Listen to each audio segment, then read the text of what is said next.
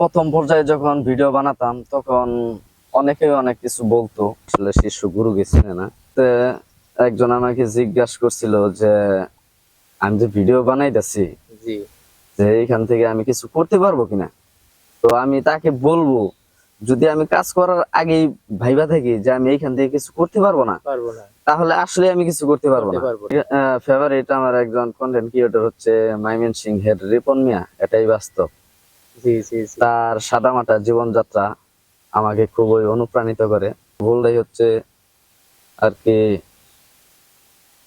জীবনের সবচেয়ে বড় ভুল হচ্ছে যে কাছের মানুষ যারা আছে তারা যদি মানে দূরে চলে যায় বা ভুল বুঝে, যদি আমি এইখান থেকে ভালো পর্যায়ে যেতে পারি তাহলে অবশ্যই মানুষের পাশে দাঁড়ানোর চেষ্টা করব, তাদের মনের কথা শোনার চেষ্টা করব, তাদেরকে সহযোগিতা করার চেষ্টা করব।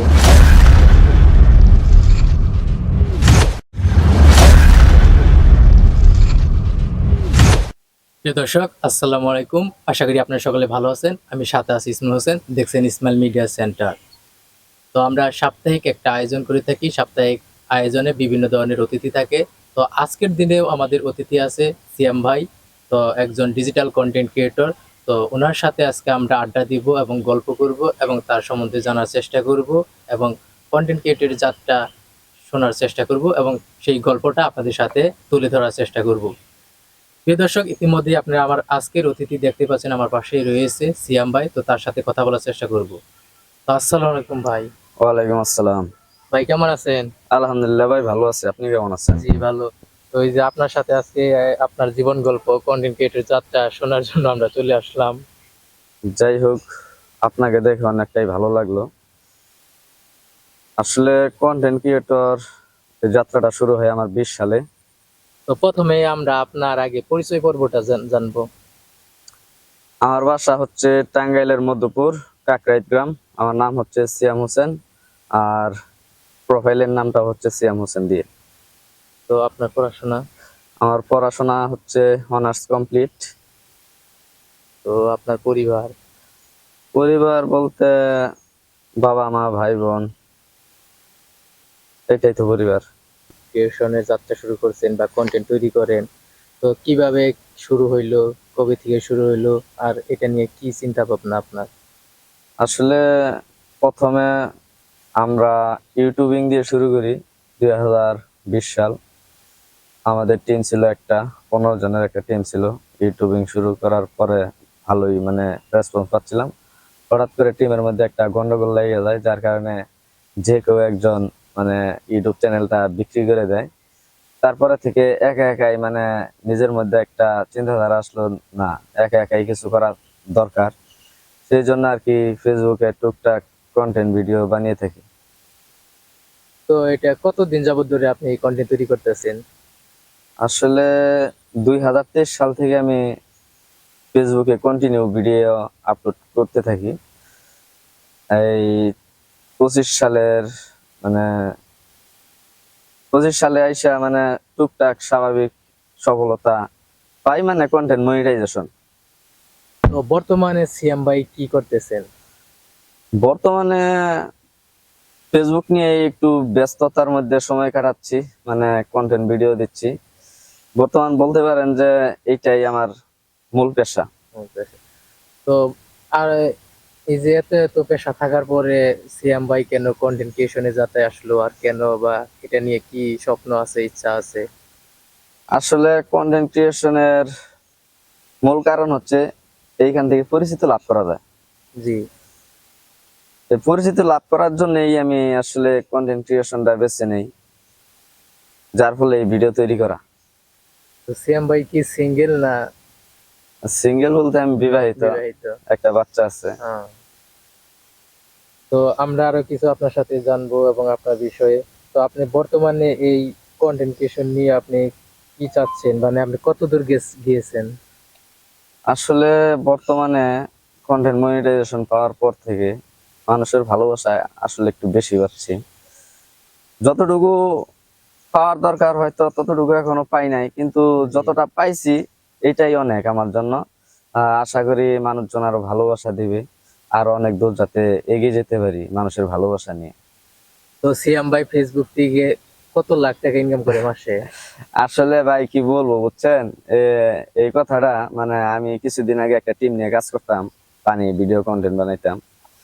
হঠাৎ করে আমার কন্টেন্ট মনিটাইজেশনটা সাসপেন্ডেড হয়ে যায়। তারপর মানে আমার টিমের লোকজনের মুখ থেকে শুনতে পাই, মানে আমার কাছে এসে বলে নাই যে আমি নাকি ফেসবুক থেকে টাকা বাইর করে খেয়ে ফেলাইছি, $50 না $100 এরকম শুনতে পাইতেছি। আসলে যারা এই কথাগুলা বলছে আমি বলবো তারা এক ধরনের ছোট মন মানুষের মানুষ। আসলে ফেসবুক থেকে টাকা ইনকাম করা কিন্তু এত সহজ না, যতটা সহজ মানুষ মনে করে যে ভিডিও ছাড়তেছি আর ফেসবুক আমাকে বস্তায় বস্তায় টাকা দিতেছে। প্রিয় দর্শক, এতক্ষণ বিরতির পর আমরা আবার চলে আসলাম। তো তাদের সাথে আজকে সিএম ভাইয়ের সাথে কথা বলার চেষ্টা করব। তো ভাই, আপনার কন্টেন্ট ক্রিয়েটর যাত্রা কি, মানে কত দূর যাইতে চাইতেছেন, মানে এটা নিয়ে কি চিন্তা ভাবনা আছে? আসলে যতদিন মানুষের অর্গানিক ভালোবাসা পাবো, যতদিন মানুষের সাপোর্ট পাবো, ততদিন পর্যন্ত এই প্ল্যাটফর্মে কাজ করার ইচ্ছা আছে। তো এই যে আপনি যে কাজ করতেছেন সোশ্যাল মিডিয়াতে, অনেক দিন ধরে কাজ করতেছে, তো আপনার আশেপাশের মানুষ, গ্রামের মানুষ, বন্ধু বান্ধব কি নজরে দেখে, কি চোখে দেখে, কি বলে? আসলে প্রথম পর্যায়ে যখন ভিডিও বানাতাম তখন অনেকে অনেক কিছু বলতো, আর এখন যেহেতু অনেক দূর পর্যন্ত আইসা বসছি, এখন মানুষ ভালো নজরেই দেখে। কিন্তু তারপরেও কিছু কিছু মানুষ থাইকা যায় যারা সমালোচনা করতে থাকে, তারা সমালোচনার মধ্যেই থাকে। তো আমরা আজকে আমরা কয়েকটি প্রশ্ন করব, এক কথায় উত্তর দেওয়ার চেষ্টা করবেন। তো আপনার জীবনের একটা কষ্টের কথা যেটা আপনি বলতে পারবেন না বা এখনো মনে আছে? আসলে জীবনের কষ্টের কথা বলতে, আমি যে কাজই করি মানে আগে একটা কাজ করতাম, ওইখানে আমি একটা কাছের মানুষ নেই, কাছের মানুষ নিয়ে কাজ শিখাই। কাজ শেখানোর পরে মানে এখন আসলে শিশু গুরু গেছি না, এইটাই আসলে আমার মনের একটা কষ্ট। তো আমরা তো এতক্ষণ শুনলাম কষ্টের কথা, তো আপনার জীবনের খুশির কথা কোনটা সংবাদ? জীবনের সবচেয়ে খুশির কথা হচ্ছে দীর্ঘ 3 বছর কাজ করার পর যখন আমি কন্টেন্ট মনিটাইজেশন পাইলাম, সেই দিন আমি অনেকটাই খুশি হয়েছিলাম যে আসলে সফলতা হয়তো আসতেছে। হ্যাঁ। তো আমরা আরো কিছু প্রশ্ন করব। তো পরিবার, বন্ধু বান্ধব, যে কোনো একজনকে নিয়ে এক লাইন যাকে আপনি এখনো বলতে পারেন নাই বা বলতে চান। বলতে চাই বলতে, একজন আমাকে জিজ্ঞাসা করছিল যে আমি যে ভিডিও বানাইতেছি, জি। যে এইখান থেকে আমি কিছু করতে পারবো কিনা। তো আমি তাকে বলবো, যদি আমি কাজ করার আগেই ভাইবা থাকি যে আমি এইখান থেকে কিছু করতে পারবো না, পারবো না। তাহলে আসলে আমি কিছু করতে পারবো করতে না। পারবো না। আর যদি আমি ভাবি যে না আমি এই জায়গা থেকে কিছু একটা করতে পারবো, তাহলে ইনশাল্লাহ আমি করতে পারবো। তো এই যে সোশ্যাল মিডিয়াতে অনেকেই কাজ করতেছে, অনেকে লাখ লাখ টাকা ইনকাম করতেছে, তো আপনার ফেভারিট ইউটিউবার বা কন্টেন্ট ক্রিয়েটর যাকে আপনি অনুসরণ করেন বা দেখেন বা ভালো লাগে, এমন কিছু ইউটিউবার বা কন্টেন্ট ক্রিয়েটরের নাম বলেন।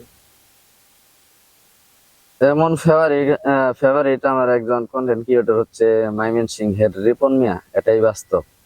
জি জি জি। তার সাদামাটা জীবনযাত্রা আমাকে খুবই অনুপ্রাণিত করে, তাকে মন থেকে ভালো লাগে আমার। তো সিয়াম ভাই কন্টেন্ট ক্রিয়েশনের বা ভিডিও বানানোর পাশাপাশি কি ভালোবাসে, কি করতে পছন্দ করে বেশি?